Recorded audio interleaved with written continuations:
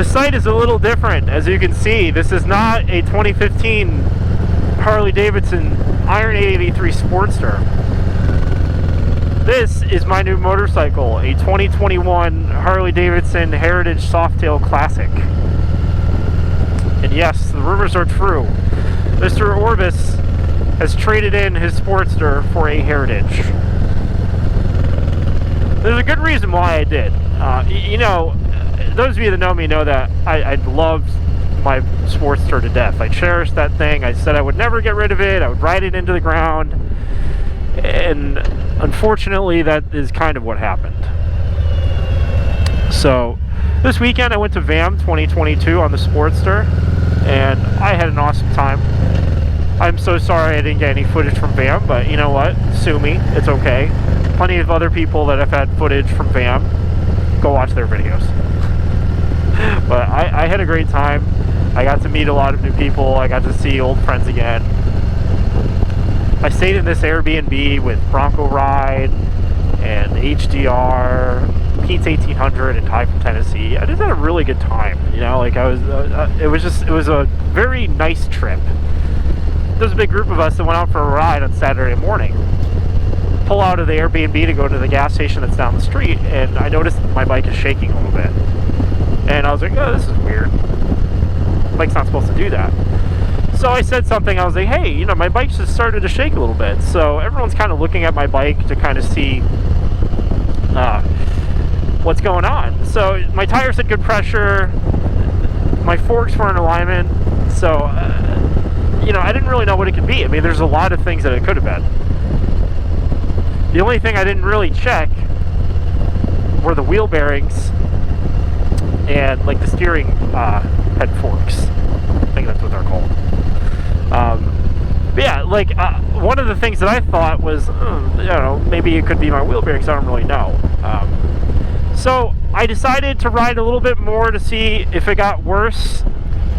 And we got like not even a mile onto the back of the Dragon, and the shaking got really bad. So I kind of screwed myself at this point, and I said, oh, Jesus Christ, I got to pull over before I crash the motorcycle.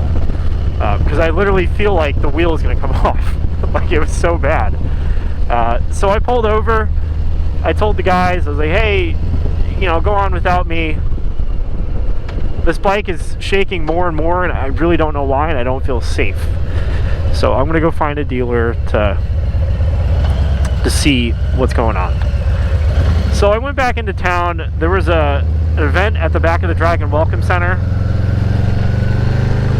Cole Harley Davidson was there, and I found a technician to look at my bike, and I basically told her, I was like, hey, I'm from Pennsylvania, I'm not from here, I'm just on vacation, and my bike's shaking and I don't know why, and I don't feel safe riding it. So she takes one good look at the bike. I told her what I already looked at. I also told her that I didn't look at the wheel bearings, but it could be the wheel bearings. She looks at my rear wheel bearings and she goes, your wheel bearings are fucked. Just completely fucked. Virtually not existent. So, not safe at all for me to ride the motorcycle anymore. So, thankfully, they had a trailer at this event, and they trailered my bike to Cole Harley Davidson in Bluefield, West Virginia, which is like, I want to say it's probably like 20 miles from where I was. Very thankful. I mean, shout out to Cole Harley Davidson. They were incredible. They treated me so well. They like bent over backwards for me, basically. So I'm sitting there, and the longer I'm there, the more they find wrong with this bike. Like, you know, the wheel bearings were literally digging into the rear wheel itself, and it looked like a dog chewed up my wheel. So I need a new wheel on top of rear wheel bearings. So the wheel is on back order until November, and I said, are you absolutely kidding me? Literally on back order until November.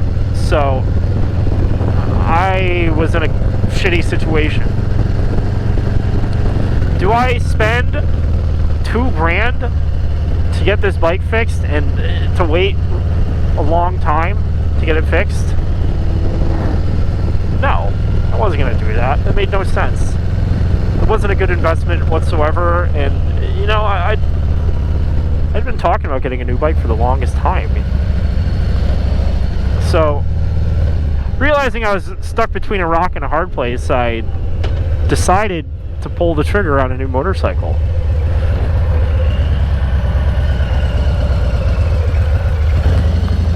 I saw this Heritage in the showroom at Cole Harley Davidson, and it is Deadwood Green. It looks like a military green,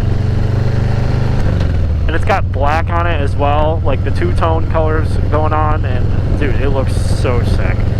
It immediately caught my eye. So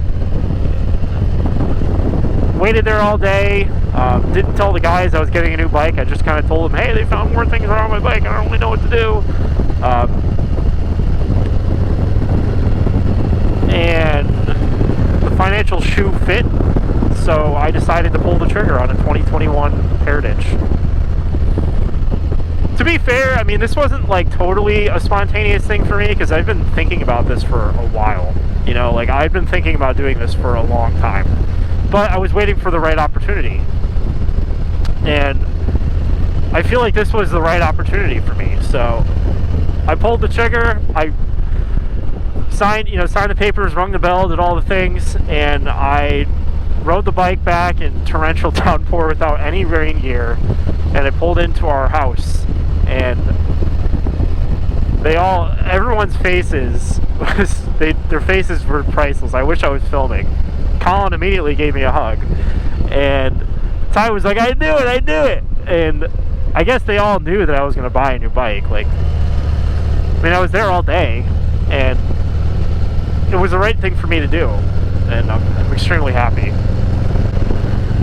Again, shout out to Cole Harley Davidson in Bluefield, West Virginia. If you're ever in the area, I would highly suggest that you get your work done by them. Stop in. They're incredible. They treated me so well. They really tried hard to get my Sportster to work, and when I was buying a new bike, the money was kind of like one of the last things that we talked about. They were just really focused on getting me the right bike. You know, like they were really concerned about what I wanted, and I really appreciated that. It's hard to find a good dealer, so I really appreciate everything they did for me. Life is entirely too short to put yourself second. I mean, you can't take any of this stuff with you when you go. No one really cares about how much money you have when you're, knocking on heaven's doorstep. So buy the bike. If you can afford it, you should do it. That's what I did, and I'm really happy. I'm excited to film more. I have a new setup going. I still have the Hero 9, but I got this Purple Panda microphone, and I'm trying to get it to work. So this motovlog is going to be a test to see how the quality is. But yeah, man, the fam was awesome. I had a really good time. Shout out to everybody that came out to VAM. I'm looking forward to next year. Every time I go to West Virginia, something bad happens to my motorcycle, so I'm glad that this was me slaying Goliath, and I was riding off into the sunset with my new motorcycle. I swear, every year something bad happens whenever I go to VAM, but thankfully this year it had a happy ending. So yeah, that's it, man. We are in Elizabethtown, Pennsylvania, in the actual middle of nowhere. I wouldn't want to ride anywhere else, to be completely honest with you. Looking forward to making more memories and